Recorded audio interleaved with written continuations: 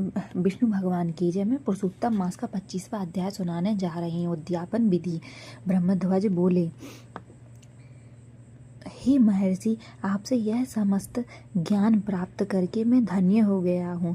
जब व्रत कराने योग्य ना रहा जाए तब इस व्रत के उद्यापन की विधि भी कृपया बताइए। वाल्मीकि जी बोले, उद्यापन के लिए पुरुषोत्तम मास के कृष्ण पक्ष की अष्टमी, नवमी अथवा चतुर्दशी तिथि का चयन करना चाहिए। इस कार्य को किसी सदाचारी वैष्णव आचार्य के द्वारा संपन्न कराने से व्रत की सिद्धि में कोई संदेह नहीं रहता है।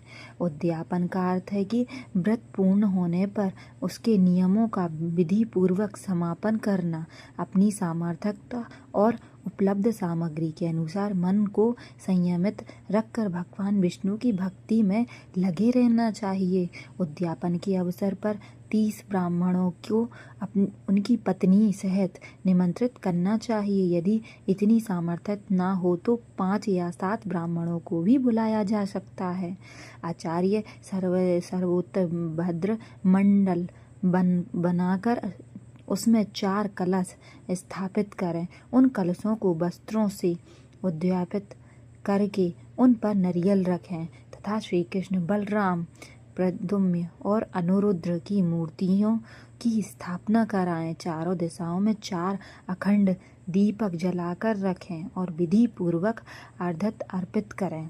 ब्राह्मण और ब्राह्मणियों को भगवान शंकर और माता पार्वती का स्वरूप मानकर उन्हें वस्त्र, जूते तथा कांसे के पात्र में 30-30 मालपुए रखकर दान दें।